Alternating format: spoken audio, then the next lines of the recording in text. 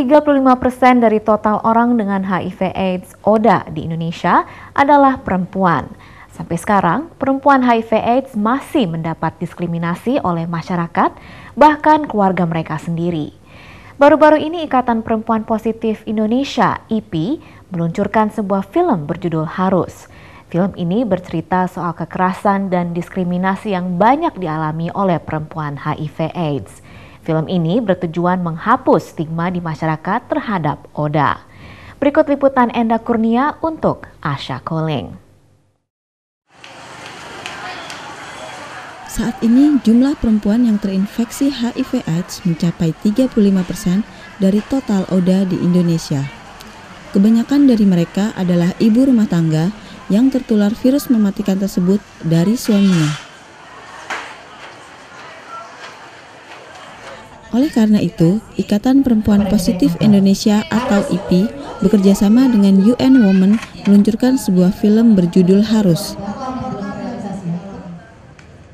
Launching film ini dilakukan di Kedai Tempo, Utan Kayu, Jakarta pada akhir Desember lalu. Koordinator Nasional IPI, Baby Rifona, menjelaskan, film ini bercerita soal kekerasan dan diskriminasi yang banyak dialami perempuan dengan HIV/AIDS. Dan film ini kami berikan judul Harus. Kenapa harus? Karena memang film ini harus betul-betul diselesaikan. Cerita ini harus betul-betul diselesaikan.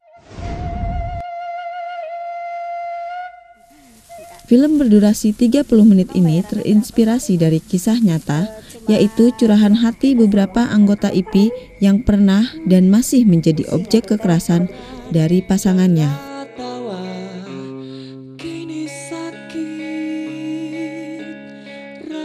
Dari kita ketemu dengan teman-teman, memberikan technical assistant, bagaimana sih menggerakkan anggota dan lain sebagainya, itu teman-teman anggota IPI itu tuh banyak yang curhat mengalami kekerasan dari pasangannya.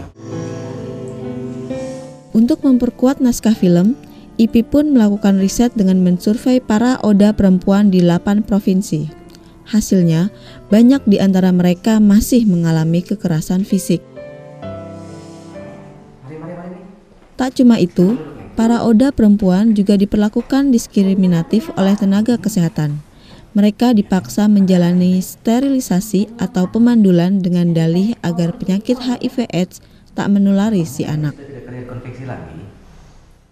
Tahun 2010-2011 kita mulai membuat survei kekerasan di 8 provinsi. Nah, dari survei kekerasan itu kita cukup kaget juga, ternyata tinggi sekali angka kekerasan yang dialami oleh teman-teman IPI, khususnya dari pasangannya.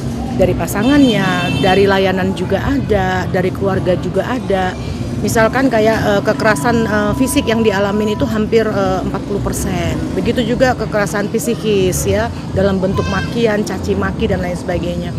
Begitu juga ada sterilisasi paksa yang terjadi 13% dan lain sebagainya.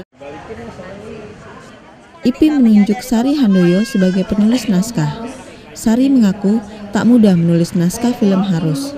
Beberapa kali hatinya terenyuh tak kala membaca hasil survei tersebut. Prosesnya penuh derai air mata ya, dari penulisan, dari mulai survei kekerasan yang dilakukan oleh teman-teman IPI, dari database anggota IPI gitu, cerita-cerita mereka itu saya baca dan cukup menguras energi untuk membacanya, kemudian mengolahnya menjadi sebuah naskah. Film Harus berkisah tentang seorang perempuan bernama Eli yang mengalami kekerasan dari suaminya Yahya. Perilaku kekerasan ini muncul setelah ia mengetahui Eli positif mengidap HIV. Menurut Sari, penindasan terhadap ODA perempuan disebabkan oleh ketimpangan gender, di mana sistem sosial masyarakat masih terpaku pada sistem patriarkal. Sistem tersebut menempatkan posisi perempuan di bawah laki-laki. Akibatnya, ODA perempuan pun semakin rentan mengalami diskriminasi ganda. Ketika pembuatan filmnya juga itu dari mulai pemain, mengalami gejolak-gejolak, oh ternyata kita perempuan memang mengalami penindasan gitu. Dan intinya sih sebenarnya dari film ini penindasan yang dialami oleh perempuan itu bukan perang gender, itu pada dasarnya bukan perang antara laki-laki dan perempuan, tapi pada sistem yang ada. Rencananya film ini akan diluncurkan di 22 provinsi. Film Harus diharapkan dapat menjadi pembelajaran bagi masyarakat agar tak ada lagi kekerasan terhadap para ODA perempuan. Ya, kita cuma punya uang segini. Kalau Eli pinjam. Dengan dikeluarkannya film Harus ini, kita berharap bahwa tidak ada lagi kekerasan terhadap perempuan. Tidak akan ada lagi kekerasan terhadap perempuan, apalagi khususnya perempuan yang sudah terinfeksi HIV. Kita ini udah sakit gitu loh. Kita ini udah berpikir tentang bagaimana kita bisa hidup berkualitas, bagaimana kita bisa hidup berdaya. Kita ingin tetap melihat anak-anak kita sekolah. Harapannya memberikan kesadaran ya, edukasi. Yang pertama sih edukasi gitu. Kalau misalnya bahwa permasalahan perempuan itu tidak hanya cuman kalau misalnya apalagi untuk konteks HIV dan AIDS gitu, perempuan dengan HIV masalahnya hanya kesehatan, akses layanan kesehatan, tidak hanya itu gitu, masalahnya besar sekali, kompleks.